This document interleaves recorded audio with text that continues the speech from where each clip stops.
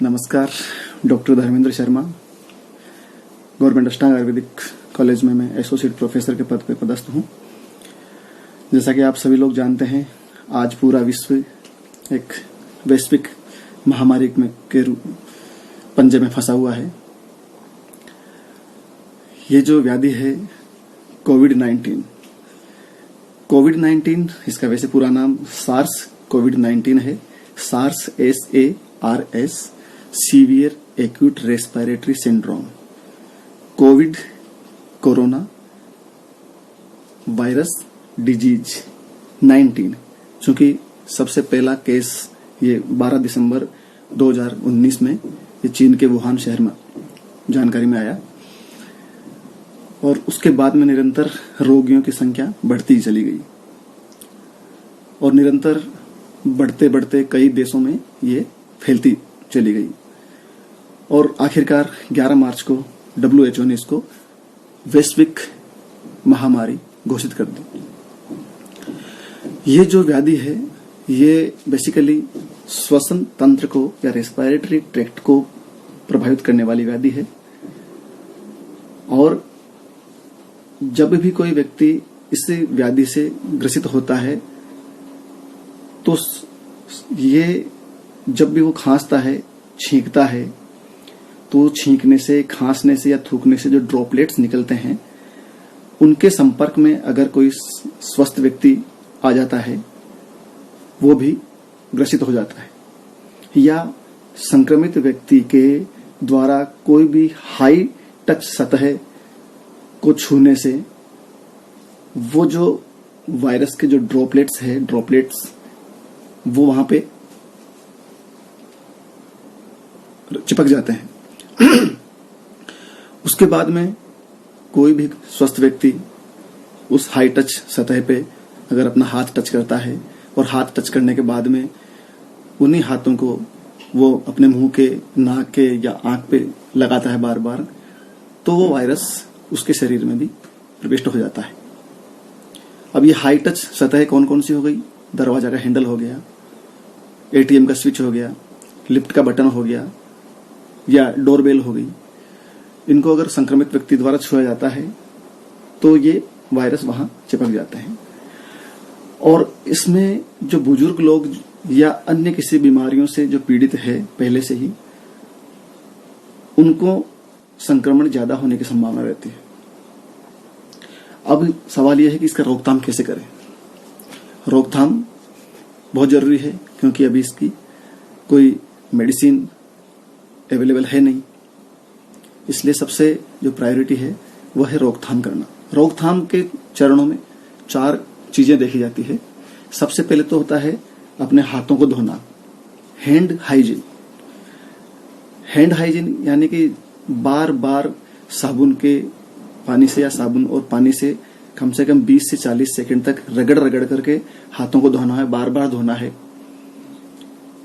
क्योंकि जब 20 से 40 सेकंड तक हाथों को रगड़ के धोएंगे तब ही इस वायरस का जो सेल का जो खोल होता है वो जाके डिस्ट्रॉय होता है। अदरवाइज 5-10 सेकंड्स के में रगड़ने से ये डिस्ट्रॉय नहीं होता है। इसलिए इसको बार बार ही मोदी जी भी यही बोल रहे हैं या पूरे हेल्थ डिपार्टमेंट भी यही बोल रहा है कि कम से कम 20 से 40 सेकंड तक रगड़ करके हाथ धोने हैं साबुन से, अथवा साबुन के अलावा और जो 70% एल्कोहल युक्त जो सैनिटाइजर अवेलेबल है मार्केट में वो भी बहुत ही अच्छे इसके उपाय है। तो सैनिटाइजर से धोएं। जब भी सार्वजनिक स्थानों से आप आते हो उसके बाद में घर आते से सबसे पहले अपने हाथों को अच्छे तरह से धोएं और खांसने, छींकने या नाक साफ किया उसके पश्चात भी हाथों को जरूर धोएं या सैनिटाइजर से हाथों को रगड़ें। तो दूसरी चीज कि बार बार अपने हाथों को अपने नाक, आंख, मुंह पर ना लगाएं और दरवाजे के हैंडल या डोरबेल है या रेलिंग है या ATM का स्विच है या लिफ्ट का बटन है, इनको अकारण या बिना कारण छूने नहीं चाहिए, बचना चाहिए। दूसरा चरण रोकथाम में श्वसन स्वास्थ्य, रेस्पिरेटरी हाइजीन यानी कि खांसते या छींकते समय नाक को स्वच्छ रुमाल या टिश्यू पेपर से ढक लें और उस रुमाल को या टिश्यू पेपर को किसी ढक्कन वाले कूड़ेदान में डाल करके नष्ट कर दें उसको। रुमाल या टिश्यू पेपर न हो तो अपनी कोहनी को मोड़ करके और फिर उस समय छींकें। खुले स्थान पर नहीं थूके। और दूसरा, मुंह ढकने के लिए कभी साड़ी का पल्लू या कोई चुन्नी वगैरह का प्रयोग नहीं करना चाहिए छींकते समय, क्योंकि वो चुन्नी या पल्लू है उसमें छींकने या खांसने से वो जो ड्रॉपलेट्स है वो वहां पे इकट्ठे हो जाते हैं और फिर कहीं न कहीं अपने हाथ उस चुन्नी पे या जो अपनी पल्लू है वहां पे टच कर देते हैं, हाथ धो लेते हैं और वापस वो वायरस अपने हाथ पे आ जाते हैं और फिर उन्हीं हाथों से अपन खाना वगैरह खाए, शरीर में प्रवेश कर गया और अब कोविड-19 का संक्रमण हो जाता है। तो श्वसन तंत्र को बिल्कुल हाइजीनिक कंडीशन में रखें। तीसरा, सामाजिक दूरी, सोशल डिस्टेंसिंग, बहुत ही इंपॉर्टेंट चीज है सोशल डिस्टेंसिंग। कम से कम एक दूसरे व्यक्ति से 1 मीटर की दूरी पे रहें और भीड़ भाड़ वाले आयोजन बिल्कुल ना करें। प्रार्थना सभा में ना जाएं, नमाज वगैरह, प्रार्थना सभा या बाजार है या मेला है कोई या पार्टी वगैरह हो, वहां जाने से बिल्कुल बचें आप। सार्वजनिक परिवहन के साधनों का प्रयोग बिल्कुल ना करें। इस प्रकार से सोशल डिस्टेंसिंग को मेंटेन करते हुए इस रोग से बचा जा सकता है। चौथी चीज है, बहुत ही इंपॉर्टेंट चीज है, अति संवेदनशील समूह है या high risk group. High risk group में कौन कौन आते हैं? बुजुर्ग लोग, मधुमेह वाले रोगी या हृदय वाले रोगी या किडनी के रोगी, वृक्क रोगी, ये जो जिनको भी इस प्रकार की बीमारियां हैं या कैंसर है, इनकी व्याधिक क्षमता पहले से ही कम हुई रहती है।